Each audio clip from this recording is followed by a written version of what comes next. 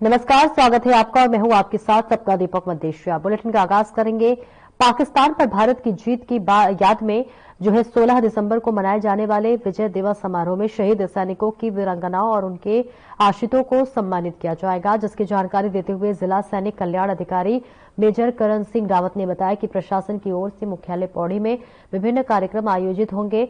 वहीं उन्होंने बताया कि विजय दिवस भारतीय सेवा के शौर्य और अद्वितीय पराक्रम की याद में मनाया जाने वाला समारोह है। तो पौड़ी से तस्वीर दिखा रहे जहां विजय दिवस समारोह का आयोजन हो रहा है, जहां पर वीरांगनाओं को यहां पर सम्मानित किया जाएगा। जिनके पति शहीद हो गए हैं उन्हें कल सम्मानित किया जाएगा। बेहद भव्य तरीके से इस पूरे समारोह का आयोजन किया जा रहा है, जहां पर बता दें कि विजय दिवस समारोह का ये आयोजन किया जा रहा है और सभी वीरांगनाओं को यहां पर सम्मानित किया जाएगा और जो कि बेहद ही भव्य तरीके से इस पूरे कार्यक्रम का आयोजन किया जा रहा है।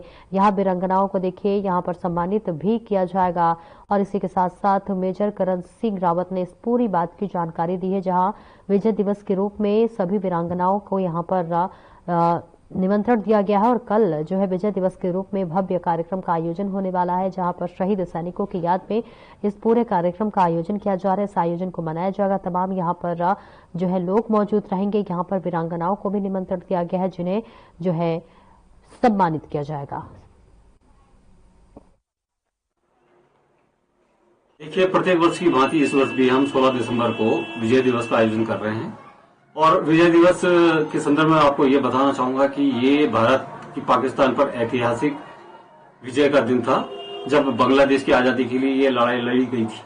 और आज हमें मौका मिलता है तो हमारे 1971 के जिन लोगों ने उस युद्ध में प्रतिभाग किया था, जो आज जीवित हैं, ये जो उसमें वीर गति को प्राप्त हुए थे, तो इस अवसर पर हम उन लोगों को सम्मानित करते हैं और इसमें जनपद स्तर पर सभी लोगों की सहभागिता होती है।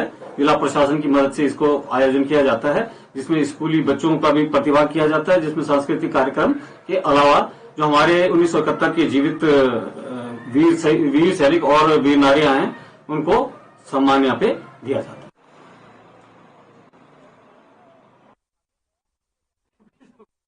और उत्तराखंड राज्य विधिक सेवा प्राधिकरण नैनीताल एवं जिला विधिक सेवा प्राधिकरण देहरादून के निर्देशानुसार स्वास्थ्य शिविर मेडिकल हेल्थ चेकअप कैंप का आयोजन किया गया। इसमें प्राविधिक कार्यकर्ता हरीश कुमार ने मेडिकल कैंप की व्यवस्था का संचालन किया, जिसमें प्राविधिक कार्यकर्ता हरकिशन ने पूरा सहयोग किया। इस स्वास्थ्य शिविर में ब्लड टेस्ट, ब्लड प्रेशर सहित कई बीमारियों की दवाइयों को व्यवस्थित की गई थी और वहीं जिला विधिक सेवा प्राधिकरण के सचिव ने शिविर में जाकर आयोजन का निरीक्षण किया तथा सभी डॉक्टरों से मिलकर लोगों की व्यवस्था संबंधी जानकारी ली और सभी लोगों को नियमित जांच तथा अपने स्वास्थ्य का ध्यान रखने की सलाह दी।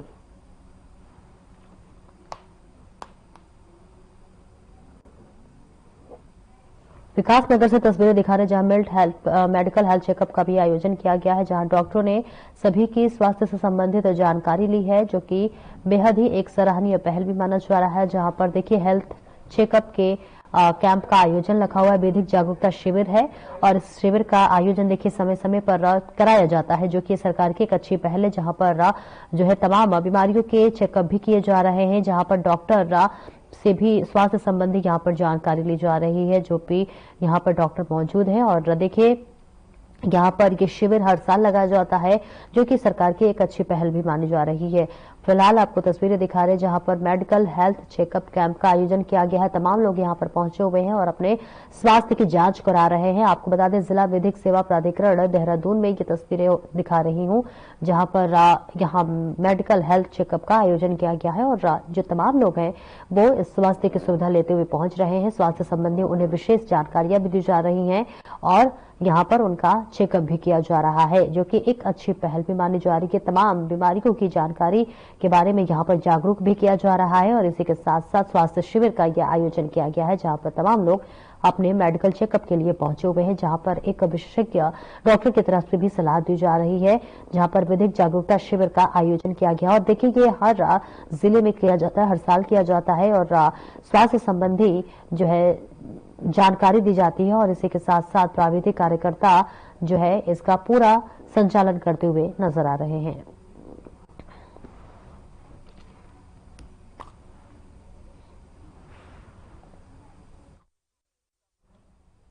और वहीं आपको बताते चले कि इस समय पछुआ दून यमुना नदी में खनन पट्टे आलोट हो रहे हैं, जहां पर हाई कोर्ट ने यमुना नदी में मशीनी खनन पर रोक लगा रखी है, जिस पर डिप्टी सीएम ने जो है कार्यवाही की है और डीएम की कार्रवाई के बाद उन्होंने खनन करने पर यमुना नदी में लगे जेसीबी, पोकलैंड आदि मशीनों को भी हटाया दिया है।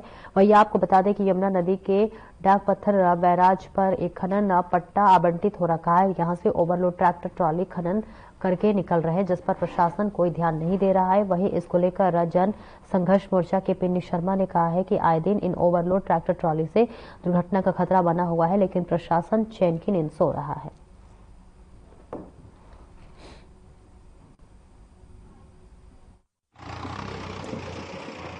ट्रक भी ओवरलोड अति हो गई, हद से ज्यादा।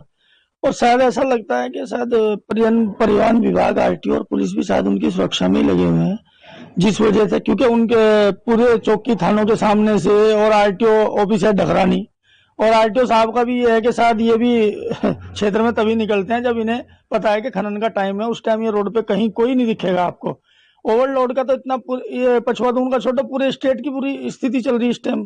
कहीं भी आप देख लो ओवरलोड की, तो पूरे उत्तराखंड में ही, और अधिकतर खनन के वाहन जो ये मौत का सामान लेकर रोडों पे चल रहे हैं, ऐसे चलते हैं जैसे कोई उन्होंने बम रखा हो ट्रक में या ट्रैक्टर में, कि इन्हें इतनी गति है इनके सामने कोई भी आ जाए, उस टाइम ये इनके सामने अगर कोई आ गया तो ये ब्रेक भी लेंगे उसके बाद भी, और ये आदमी को मारेंगे ही मारेंगे।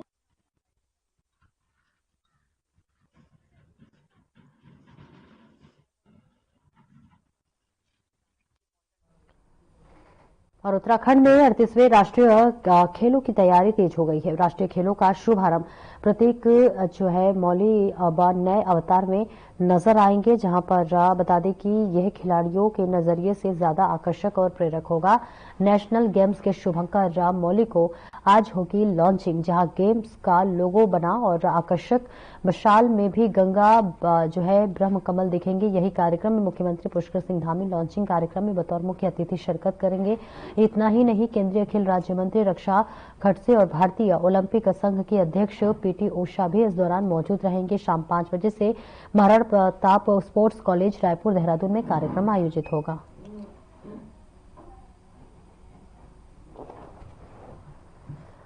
तो तस्वीरें आपको दिखा रहे हैं जहां महाराणा प्रताप स्पोर्ट्स कॉलेज में कार्यक्रम का आयोजन होगा। सीएम धामी कार्यक्रम में शिरकत करेंगे, जो कि खिलाड़ियों का भी देखिए उत्साह बढ़ाते हुए नजर आएंगे। ये पूरा कार्यक्रम महाराणा प्रताप स्पोर्ट्स कॉलेज में किया जा रहा है, जहां पर कई दिनों से तैयारी चल रही थी और अब जो है इसका भव्य आयोजन होगा, जहां खुद सूबे के मुख्यमंत्री पुष्कर सिंह धामी यहां पहुंचेंगे। शुभंकर मौली की जो है आज लॉन्चिंग होने वाली है और अब जो है इसके लिए तमाम खिलाड़ियों ने, तमाम प्रतिभागियों ने इसमें अपना नाम दर्ज करवाया है और अब इसका पूरा भव्य रूप से आयोजन किया जाएगा।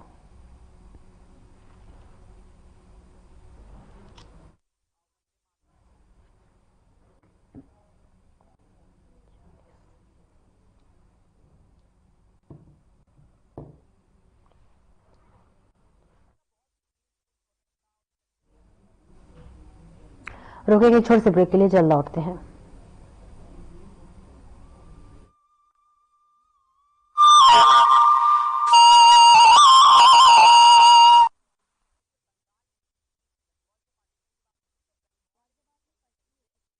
पुरखों की सांझी विरासत, ऋषि मुनियों की परंपरा और अनुकूल वातावरण से देवस्थानम उत्तराखंड को मिला है देश और दुनिया में सबसे ज्यादा मानव और बनी है आयुष और वेलनेस में बेस्ट डेस्टिनेशन की पहचान। We all came here to clean our 5 chakras and so far so good. We really enjoy it and I give my best wishes for the government of Uttarakhand. Uttarakhand सरकार का संकल्प है कि आयुष और wellness की समृद्ध प्राकृतिक और सांस्कृतिक विशेषताओं से प्रत्येक व्यक्ति को जोड़ा जाए और सर्वोत्तम सेवाएं प्रदान की जाएं। देवभूमि उत्तराखंड में 300 से ज्यादा आयुष और वेलनेस सेंटर संचालित किए जा रहे हैं, जिसमें प्राकृतिक आयुष उपचार और योग प्रदान किया जा रहा है। मेरे पाँव की हड्डी भी थोड़ी बढ़ गई थी और वो पंचकर्म भी मैंने कराया है और मेरा सारा ट्रीटमेंट यहाँ पे मुफ्त हुआ है और उसमें मुझे 90% फायदा हुआ है। राज्य में पहली बार इवनिंग ओपीडी संचालित की जा रही है, जिसमें प्रकृति परीक्षण और ऋतुचर्या के अनुसार गैर संक्रामक रोगों और गंभीर बीमारियों का उपचार किया जा रहा है। मेरे को MND था, मोटर न्यूरॉन डिजीज, जिसमें मुझे नसों में झंझनाहट होती थी और मेरा राइट हैंड वर्क नहीं कर पाता था। मैं पिछले 20 दिनों से यहाँ पर मात्रावस्थी और मरम चिकित्सा ले रहा हूँ, जिससे मुझे 50 से 60% रिमूव हो पा रहा है, आराम मिल पा रहा है। प्रधानमंत्री नरेंद्र मोदी के आह्वान पर इंटरनेशनल योगा डे का उत्तराखंड में सफल संचालन होता है। उत्तराखंड सरकार डिजिटल कार्यक्रम आयुर्वाणी और आयु तरंगिनी मैगजीन के माध्यम से योग और आयुष से जुड़ी जानकारी जनता के बीच पहुंचा रही है। मुख्यमंत्री पुष्कर सिंह धामी के संकल्प से आयुष और वेलनेस में निवेश के द्वार खुले हैं। सांझी विरासत को संजो रही है उत्तराखंड सरकार। आयुष और वेलनेस है स्वस्थ जीवन शैली के आधार।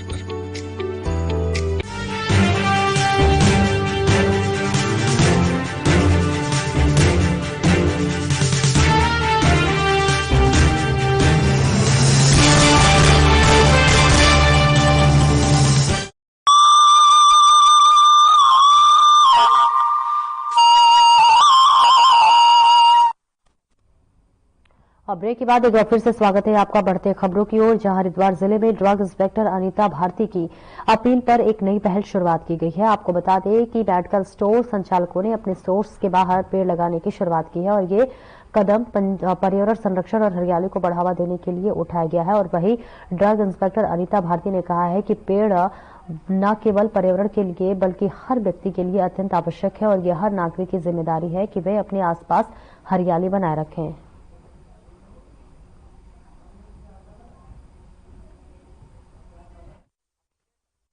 क्योंकि ग्लोबल वार्मिंग को रोकना है और काफी जो है पेड़ जो है बहुत जरूरी है हमारे लिए। तो मेडिकल स्टोर वालों को मैं यही हिदायत देती हूँ कि अगर कई बार क्या होता है कि मेडिकल स्टोर में जाती हूँ, सामने कूड़े के डब्बे रखे होते हैं एक्सपायरी का, तो मैंने उन्हें बोला कि आप एंट्री जो आपकी है एंट्री पे आप लोग पेड़ लगाए। एटलीस्ट एक मेडिकल स्टोर वाला भी अपने दुकान के आगे 2 पेड़ लगाता है तो उससे काफी हद तक राहत मिल सकती है पॉल्यूशन से और ग्रीनरी हम लोग डेवलप कर सकते हैं। हाँ, काफी लोगों ने, मैं अभी मीटिंग थी तो मीटिंग के दौरान मेरे द्वारा बताया गया था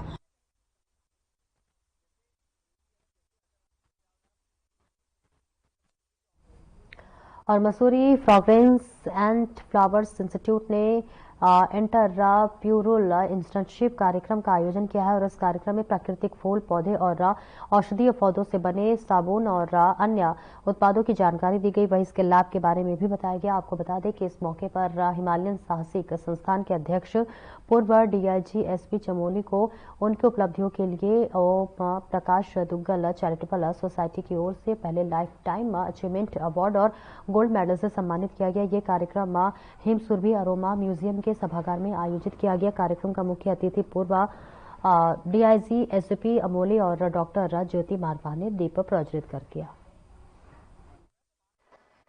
आज प्रोफेसर डॉक्टर ज्योति मारवा की ओर से doctor Om Prakash Duggal charitable society की तरफ से मुझे लाइफ टाइम अचीवमेंट अवार्ड का प्रस्तुति की गई। असल में ये यहाँ पर जो सोसाइटी है एक ऐसे महत्वपूर्ण कार्य को कर रही है जिसका कि हमारे पूरे उत्तराखंड के लिए बहुत ही आवश्यक है जानना। सबसे पहले ये यहाँ के जितने भी प्लांट्स हैं उनसे एडिबल ऑयल से लेकर के और उसके लिए जो अनेक प्रकार के तेल निकाल रहे हैं, ऑयल निकाल रहे हैं और वो जो है एक बहुत बड़ी इंडस्ट्री के रूप में हो सकता है, लेकिन उसका अभी तक महत्व लोग नहीं समझ पाए हैं। हमारे लिए तो ये बहुत सौभाग्य की बात है कि एसपी चमोली सर आए हैं और हमको एक अपॉर्चुनिटी मिली है कि हमने अपना first lifetime achievement award अपनी सोसाइटी की तरफ से उनके ऊपर कन्फर किया है। Doctor Om Prakash Duggal gold medal and citation. और इससे हमको सिर्फ मुझे इंस्पिरेशन क्या, मेरे तो जो मैंने सीखा है मैं तो चाह रही हूँ कि दूसरों को मैं सिखाऊं। इसीलिए जो मेरे इंटर्न्स हैं उनको मैंने आज इसीलिए ऑनर किया है सर के सामने कि सर के एक्सपीरियंस से वो कुछ सीख के आज निकलेंगे, क्योंकि 45 डेज से उनकी इंटर्नशिप चल रही थी और आज वो कंप्लीट हो गई है और वो अब यहाँ से जब निकलेंगे वो अपना बिजनेस एंटरप्रेन्योर्स बनेंगे। इसमें प्रकृति के बारे में बताया गया है, जैसे फूल, और मैम जो यहाँ पे काम कर रही है प्रकृति के ऊपर, तो उसी विषय में वो गाना बनाया गया है कि हम फूलों से किस तरह से हम फूलों से और इन पत्तियों से, अखरोट के जो छिलके हैं उनसे, जो बेसिक जो चीज जैसे पहाड़ों में अखरोट हो गया और बैम्बू हो गया और बहुत सारी टिमरू हो गया, इन चीजों से हम जैसे बहुत सी प्राकृतिक चीजों से हम यूजफुल चीजें बना सकते हैं। तो इसी के ऊपर ये गाना बनाया गया है।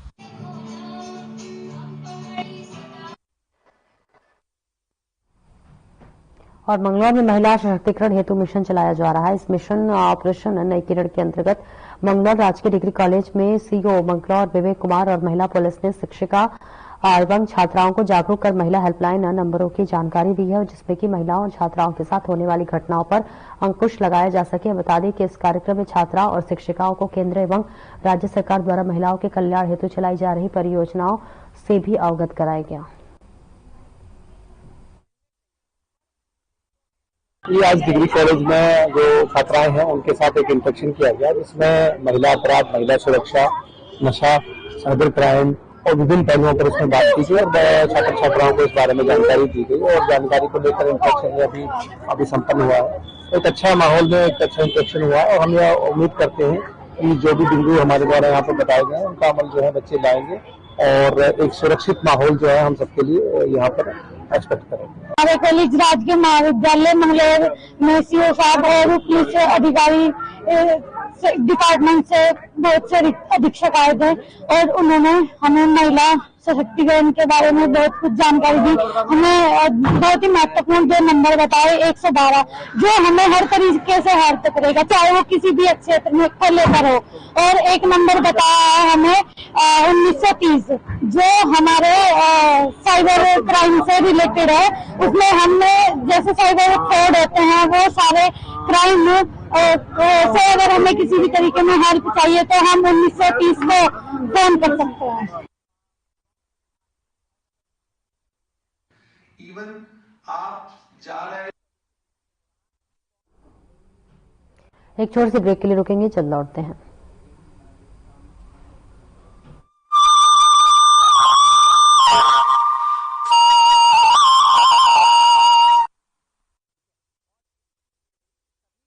उत्तराखंड में बागवानी से सशक्त हो रहे हैं किसान, बन रही है उन्नत प्रदेश की विशिष्ट पहचान।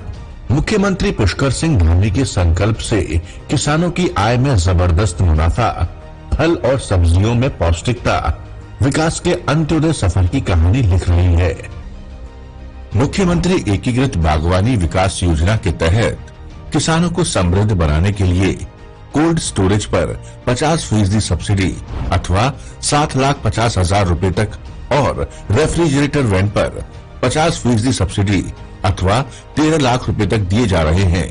साथ ही फल, सब्जियां, पुष्प और मसालों के पौधे और बीज 50% सब्सिडी पर किसानों को प्रदान किए जा रहे हैं। मुख्यमंत्री एकीकृत बागवानी योजना के तहत हमें सब्जी और बीज उपलब्ध कराए जाते हैं, जिससे कि हमें समय समय पर उद्यान विभाग के द्वारा विभिन्न प्रकार के कीटनाशक दवाइयां भी उपलब्ध कराई जाती हैं और महिलाओं का एक आजीविका को लेकर एक नया ही उत्साह उत्पन्न हुआ है। मुख्यमंत्री संरक्षित उद्यान विकास योजना में पॉली हाउस के अंदर सब्जी या पुष्प का उत्पादन करने पर किसानों को 80% तक सब्सिडी प्रदान की जा रही है। बाजार हस्तक्षेप योजना के तहत सी ग्रेड सेब और अन्य फलों को समर्थन मूल्य पर खरीदने के लिए व्यवस्था की गई है। फसल बीमा योजना के तहत फलों और मौसमी सब्जियों का बीमा कराया जाता है और सरकार किसानों को प्रीमियम की कई गुना धनराशि प्रदान कर रही है। हमने आम की फसल का बीमा करवाया था, जिसका 8 गुना प्रीमियम हमें सीधा डीबीटी के माध्यम से हमारे अकाउंट में प्राप्त हुआ। मैं धन्यवाद अदा करना चाहूंगा उत्तराखंड सरकार, मुख्यमंत्री श्रीमान पुष्कर सिंह धामी जी का। बागवानी योजनाओं से खुल रहे हैं समृद्धि के द्वार, किसानों को मजबूत बना रही है उत्तराखंड सरकार।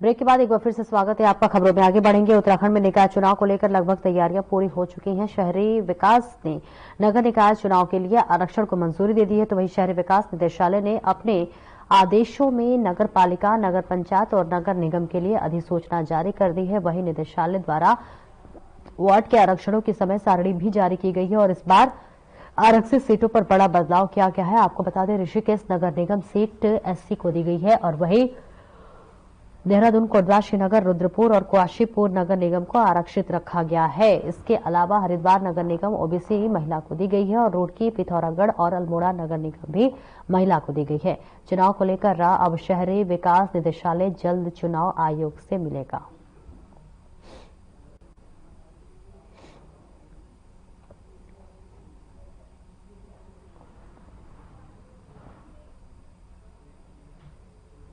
और वहीं उत्तराखंड में जल्द ही निकाय चुनाव होने वाले हैं। इन चुनाव की तैयारियों में राजनीतिक दल जुट गए हैं और इस बीच आरोप प्रत्यारोप का सिलसिला भी जारी है।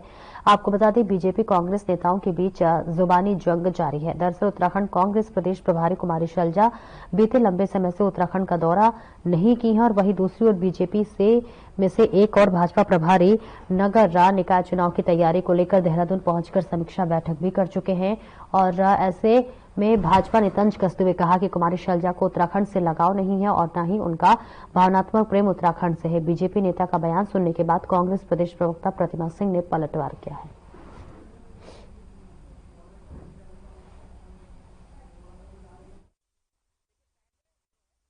देखिए, कांग्रेस की अगर हम बात करें तो कांग्रेस की प्रदेश की प्रभारी हमेशा उत्तराखंड से नदारद रही है। कभी भी उनकी भावनाएं इस प्रदेश से नहीं जुड़ी, कभी भी उनका विशेष लगाव इस प्रदेश से नहीं रहा। उन्होंने अपने प्रदेश के चुनाव को ही बहुत ही हल्के में लिया और वहां पर जिस तरीके से सिर्फ उतावल रही तो वहां पर आप नतीजा देख चुके हैं और उत्तराखंड के अंदर भी वही नतीजा रहा। नहीं, देखिए, बिल्कुल मुझे लगता है ये बात बिल्कुल गलत है। और ये देखिए, कल जिस तरीके से भारतीय जनता पार्टी में उथल पुथल मची है, तो मुझे लगता है भारतीय जनता पार्टी के जो प्रवक्ता हैं या जो नेता हैं, उन्हें अपनी पार्टी में सब कुछ ठीक करने की कोशिश करनी चाहिए।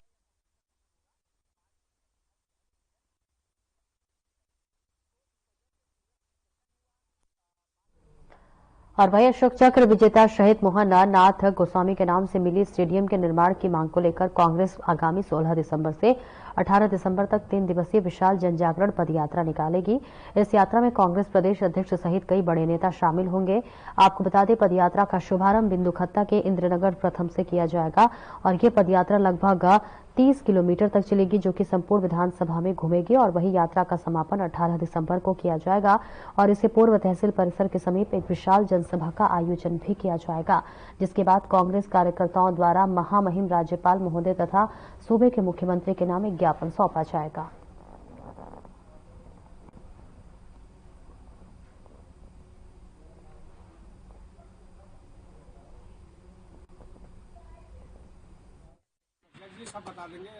हम लोग सब कांग्रेस वाले मिलकर करते हैं, जिसमें हमारे प्रदेश अध्यक्ष श्री करण मेहरा भी आएंगे। ये हमारा कार्यक्रम 16, 17, 18, 3 दिन का है। इसमें स्वर्गीय शहीद मोहननाथ गोस्वामी जी का यहाँ पर जब कांग्रेस सरकार थी, श्री हरीश रावत ने जो मुख्यमंत्री थे उत्तराखंड सरकार के, इनके द्वारा 2-3 बार यहाँ आए और उन्होंने शहीद मिनी स्टेडियम की घोषणा की। उसमें श्रम मंत्री श्री हरिश्चंद्र दुर्गापाल थे, इनके द्वारा भूमि पूजन किया गया और वादा किया गया और उनके द्वारा प्राप्त करके भूमि का हस्तांतरण भी प्राप्त चल रहा था। लेकिन पता नहीं क्या हुआ, इस सबको शहीद सब ठंडे बस्ते में डाल दिया भाजपा सरकार। ये पद यात्रा जो होगी, शहीद मोहननाथ गोस्वामी जी अशोक चक्र विजेता, इनका 2015-16 में यहाँ पर एक मिनी स्टेडियम की घोषणा हुई थी और उसके बाद 10 लाख रुपए टोकन मनी भी उसका आ चुका था। और साथ में बागेश्वर में जनपद में वहां पर खाती गांव है, वहां पर वो भूमि हस्तांतरण का भी कार्यक्रम चल रहा था। उस टाइम हो गया था ये, लेकिन आज तक वो स्टेडियम नहीं बना। लेकिन आज अब सुनने में आ रहा है कि अभी तक वो स्टेडियम की भूमि हस्तांतरण नहीं हो पाई है। 2016 में कांग्रेस सरकार ने अशोक चक्र विजेता शहीद मोहननाथ गोस्वामी स्टेडियम की स्वीकृति हुई थी, लेकिन अभी तक उसमें एक ईंट भी नहीं लगा है। ये सरकार के इतने साल, लेकिन ये सरकार शहीदों के नाम पे वोट ले लेती है, शहीदों के नाम में लोगों को बरगला लेती है। लेकिन इतना बड़ा स्टेडियम और जिले का एकमात्र अशोक चक्र हमें सरकार ने दिया है, तो अभी तक वो स्टेडियम स्टार्ट नहीं हुआ है।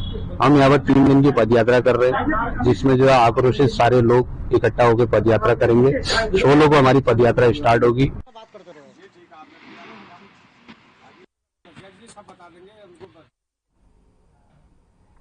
इस बुलेटिन में फिलहाल इतना ही। दीजिए इजाजत। नमस्कार।